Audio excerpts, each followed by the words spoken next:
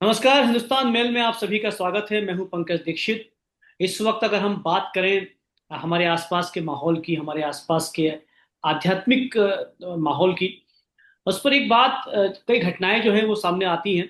और उन घटनाओं के माध्यम से हमको ऐसा लगता है कि धर्मांधता जो है उसका मकड़जाल बढ़ता जा रहा है। आ, कुछ ही घंटों पहले एक घटना हुई भोपाल के पास में। सीहोर है, वहां पर पंडित प्रदीप मिश्रा हैं। उनके वहां पर लाखों लोग जमा होते हैं हर बार। कल भी कांवड़ यात्रा को लेकर लाखों लोग जमा थे। और भगदड़ वहां पर मची, ऐसा कहा जा रहा है। उसमें दो महिलाओं की मौत हो गई। ऐसे और भी कई उदाहरण देश में देखने को मिलते हैं कि जब भी कोई धर्म की बात होती है, जब भी किसी धार्मिक यात्रा की या धार्मिक आयोजन की बात होती है, तो वहां पर बहुतायत में लोग जमा हो जाते हैं। और प्रदीप मिश्रा जी की अगर हम बात करें तो वो रुद्राक्ष बांटते हैं। रुद्राक्ष लेने के लिए लोगों की भीड़ लग जाती है। सवाल ये उठता है कि क्या ऐसे आयोजन स्थल पर कोई घटनाएं होती हैं तो उन पर कार्रवाई होनी चाहिए?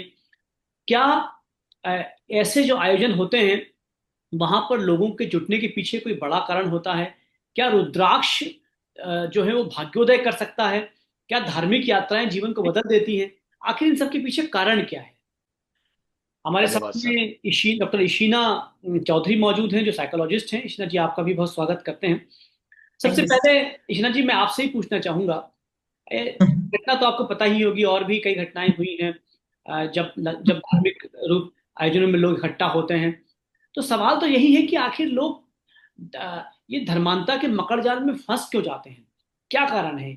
क्या साइकोलॉजी है, क्या मनोविज्ञान, चूंकि आप मनोविज्ञान को समझती हैं, इसके पीछे मनोविज्ञान क्या है? के पीछे सर मनोविज्ञान जो मुझे लगता है कि यहाँ पर हमारा जो देश है, भारत देश है, वो धर्म को लेके काफी डरा हुआ है।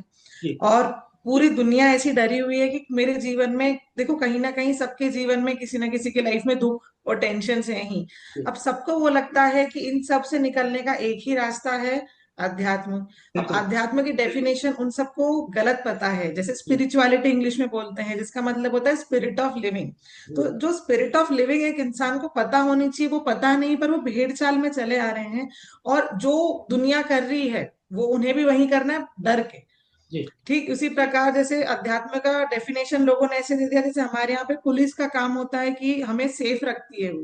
पर जी। हमारे भारत में लोग पुलिस को देख के भागते हैं। बिल्कुल सही। तो ठीक इसी प्रकार जैसे भगवान के लिए जो आस्था होनी चाहिए, जो समझ होनी चाहिए कि क्यों है क्या है, वो ना समझते हुए लोग बिना मतलब सिर्फ अपने डर को ओवरकम करने के लिए, या फिर डर का बोलते हैं शील्ड बनाने के लिए, भगवान के पास जाते बहुत अच्छी बात आपने ईशना जी कही कि लोग धार्मिक तो हैं लेकिन आध्यात्मिक शायद नहीं है, क्योंकि आध्यात्म तो अलग चीज होती है। धार्मिक जो है वो भेड़चाल की तरफ प्रवृत्त करता है। कि ईशना जी, मैं आपसे पूछना चाहूंगा कि आखिर क्या कारण है, इसका मनोविज्ञान क्या है कि जो गरीब तबका होता है, जो अशिक्षित वर्ग है, वही भीड़ हैं। के रूप में जुटता है? कोई पढ़ा लिखा समझदार व्यक्ति बचता है ऐसे आयोजनों से? क्या कारण है? क्या इस वर्ग में खालीपन है? आ, क्या कारण है कि यही वर्ग जो है भीड़ के रूप में इकट्ठा होता इस वर्ग में सर मुझे ये लगता है कि इस वर्ग में उस लेवल की बोलते हैं एजुकेशन नहीं है। उन लोगों को इस बिलीफ सिस्टम, उन लोगों का इन चीजों से ऐसा बनाया जाता है कि वो यही चीज को ही सत्य मानते हैं, और उनको लगता है शायद ऐसा ही होता है। है? जिस प्रकार से हमारे पुराने स्क्रिप्चर्स हैं, जैसे रामायण है, महाभारत है, तो ये लोग जो टीवी पे देखते हैं तो उनको वो कैरेक्टर्स ही रियल लगते हैं कि शायद ऐसे ही थे भगवान और ऐसे ही थे।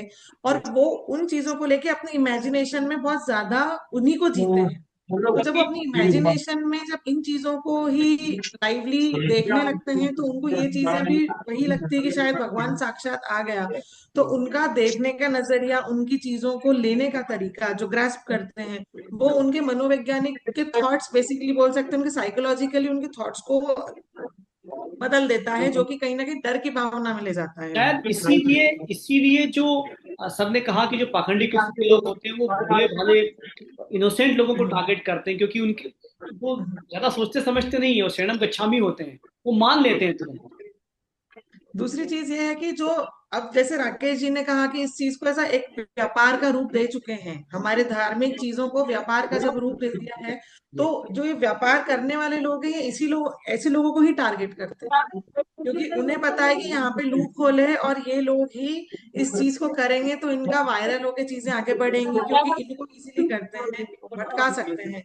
और दूसरी चीज कि ये लोग इन चीजों में इतने ज्यादा समर्पित होते हैं कि वो अपने आप को नहीं जानते, मतलब अपने आप से ज्यादा प्रायोरिटी वो इस चीज को रखते जी हैं। हाँ। और जो अपने आप को जानता है वो अध्यात्म से जुड़ता है, और जी जो हाँ। अपने आप को नहीं जानता वो धर्म से ज्यादा जुड़ता है, क्योंकि वो भीड़ वो करेगी हम भी वही करेंगे। बहुत अच्छी बात आप कर रहे हैं। बहुत सारा धन्यवाद राकेश जी, बिल्कुल। बातचीत करने के लिए, इशना जी और प्रकाश जी।